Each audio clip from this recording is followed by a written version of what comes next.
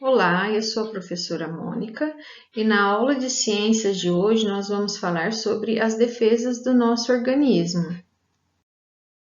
Nosso corpo está constantemente sujeito à invasão de micro-organismos causadores de doenças, também chamados de patógenos, e de substâncias estranhas, como as substâncias alérgenas, poeira, ácaro ou substâncias tóxicas. Chamamos de resistência ou imunidade a capacidade do organismo de evitar danos ou doenças, usando para isso vários mecanismos de defesa. O nosso organismo ele possui dois tipos de mecanismo de defesa. Nós temos as defesas externas, que são as barreiras, e nós temos as defesas internas, que são os leucócitos, que são células que estão presentes no nosso sangue. As defesas do nosso organismo, elas começam do lado de fora. Então, a nossa pele, ela funciona como uma barreira física, impermeável e química, que as glândulas sebáceas produzem substâncias que dificultam o crescimento de micro-organismos, por exemplo. Temos também o pelo e o muco, encontrado na cavidade nasal, que eles fazem a remoção das partículas presentes no ar. Temos também o muco e os cílios, presentes nos brônquios, que eles retêm os micro-organismos para que eles não cheguem até os pulmões. O ácido presente no estômago, que inibe o crescimento de micro-organismos. E temos também a lisozima, presente na lágrima, uma enzima que destrói os micro-organismos. Outros cuidados que contribuem para a imunidade do nosso organismo. Uma boa higiene pessoal é essencial para manter a imunidade em dia, pois ela impede a propagação de germes e doenças decorrentes. Para se ter uma vida saudável, é preciso, dentre outras medidas, manter bons hábitos de higiene. Lave as mãos antes e depois das refeições ou após o uso do banheiro. Escove os dentes ao levantar, após as refeições e antes de dormir. Tome banho, lave os cabelos, limpe as orelhas e corte as unhas regularmente. Dormir e se alimentar bem são alguns dos hábitos que fortalecem o sistema imunológico, o que contribui para a prevenção de muitas doenças. Escolha uma alimentação saudável, rica em vitaminas, tais como frutas, verduras e legumes. Agora nós vamos falar sobre as defesas internas do nosso organismo. Elas são formadas pelos leucócitos, ou os glóbulos brancos, que são as células de defesa, que são os neutrófilos, macrófagos, linfócitos, eosinófilos e basófilos. Temos também os órgãos imunitários, que são os produtores dos leucócitos e dos componentes do sangue. Eles podem ser primários ou secundários. Vamos começar falando dos órgãos imunitários primários. Eles são os órgãos responsáveis pela produção de leucócitos e glóbulos brancos, que são a medula óssea, o timo e as células-tronco. Os órgãos linfóides secundários é o local onde é gerada a resposta imunológica. Podemos citar os linfonodos, o baço, as tonsilas e outros tecidos especializados nas membranas mucosas do intestino, por exemplo. Nesses locais, as células de defesa, elas têm contato constante com as substâncias estranhas ao organismo, bem como aos patógenos. Vamos falar dos órgãos que fazem parte das defesas imunitárias primárias. Vamos começar pela medula óssea.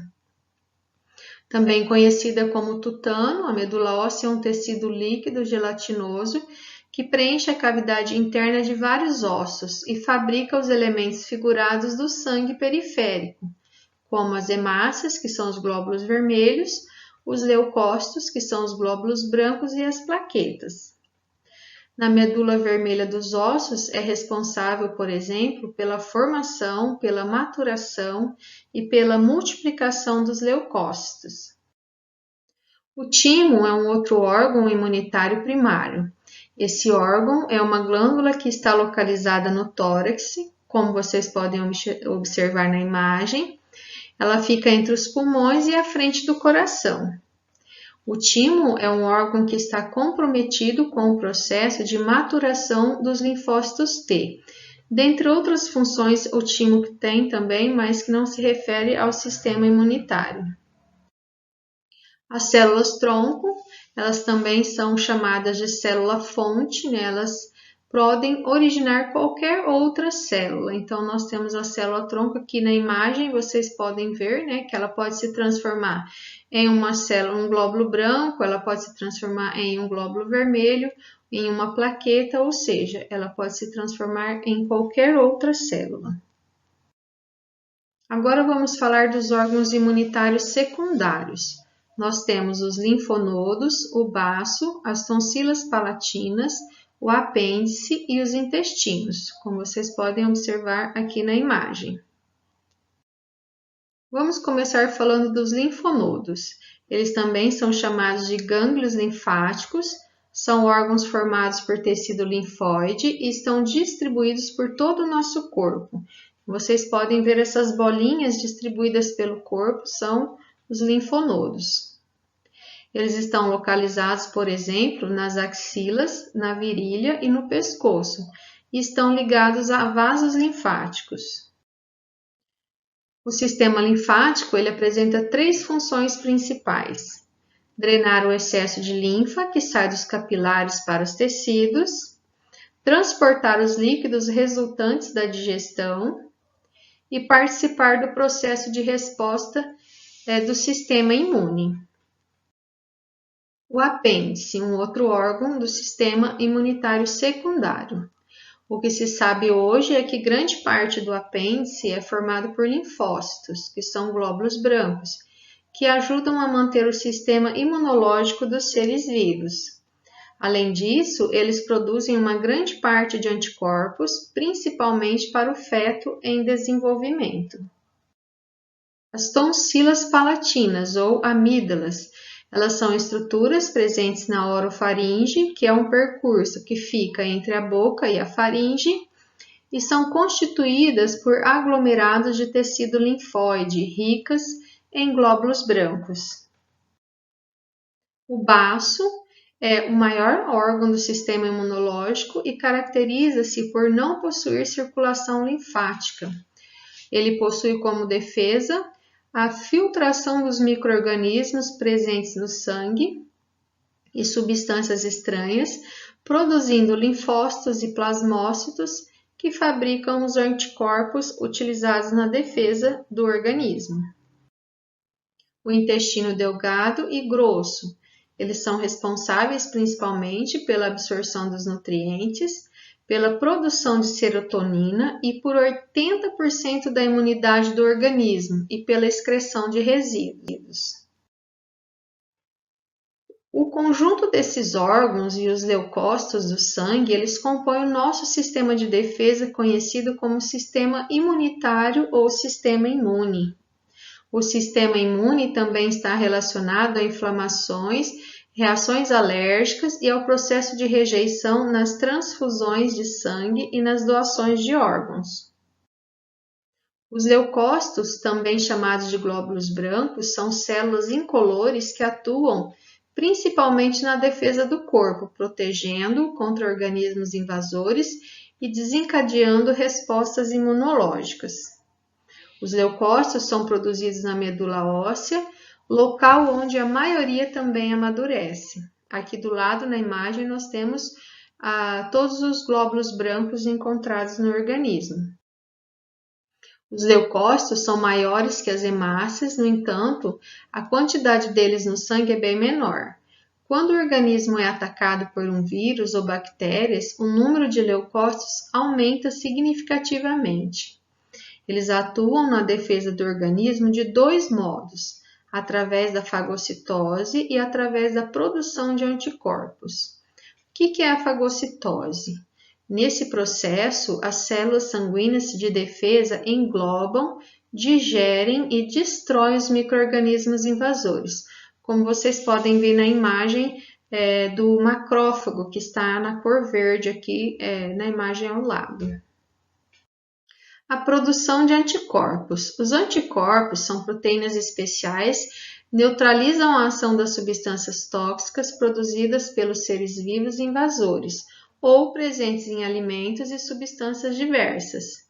O pus, que geralmente se acumula no local de um machucado, ele é formado pelo conjunto de leucócitos de micro-organismos mortos e também o líquido que sai dos capilares nos pontos infectados, provocando um inchaço.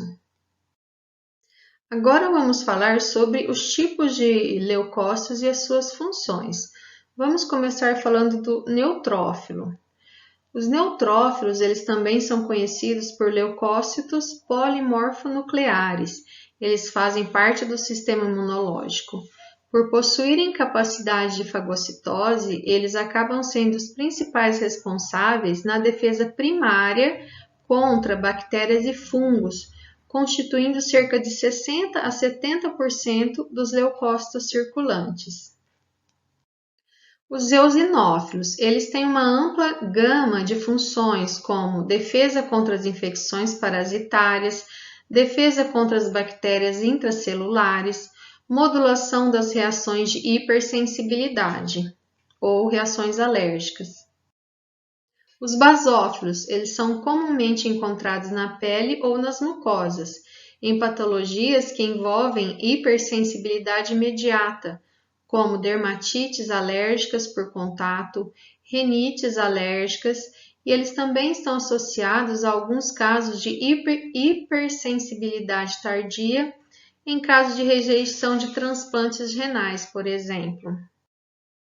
Os linfócitos são um tipo de leucócito responsável pelo reconhecimento e destruição de micro-organismos infecciosos, como bactérias e vírus. Assim como as outras células sanguíneas, os linfócitos se desenvolvem na medula óssea e deslocam-se através do sistema linfático. Os macrófagos. A principal função dos macrófagos é realizar a fagocitose. O macrófago fagocita células danificadas e envelhecidas, restos celulares, agentes estranhos e partículas inertes. As demais funções do macrófago variam conforme o local onde ele é encontrado e da denominação recebida. Porém, é muito importante ressaltar que todos os tipos realizam fagocitose. No batalhão de leucócitos que atacam micro-organismos invasores, alguns se encarregam de engoli-los, outros de anunciar a invasão e outros ainda fabricam proteínas que grudam nos invasores, dificultando sua movimentação e facilitando a ação dos atacantes.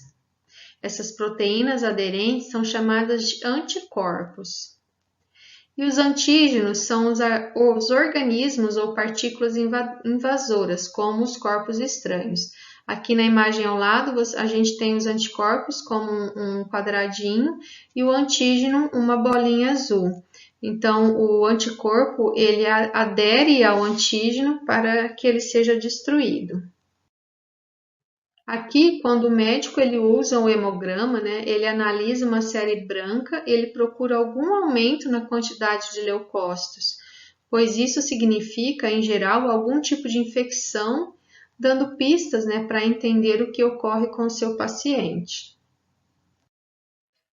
Alguns tipos de leucócitos são especializados em reconhecer o micro-organismo invasor durante anos e até mesmo pelo resto da vida. São as células de memória. Se o mesmo agente infeccioso invadir nosso organismo, essas células começam a se multiplicar imediatamente e a defesa será mais rápida e intensa, impedindo que a doença se manifeste. Isso explica por que não adquirimos determinadas doenças, como a cachumba, sarampo ou catapora, mais de uma vez. Já no caso da gripe, por exemplo, o vírus causador sofre mutações em suas características em um período curto de tempo, dificultando o reconhecimento pelo nosso sistema imune, no caso de um ataque posterior. Por isso, podemos ficar gripados várias vezes ao longo da vida. Então, existem vírus que demoram para se mutar, por isso é possível fazer vacinas, outros vírus não. Então, a nossa aula de hoje ela vai ficando por aqui sobre as defesas do organismo. Na nossa próxima aula daremos sequência a esse assunto. Eu desejo a vocês bons estudos e até a nossa próxima aula.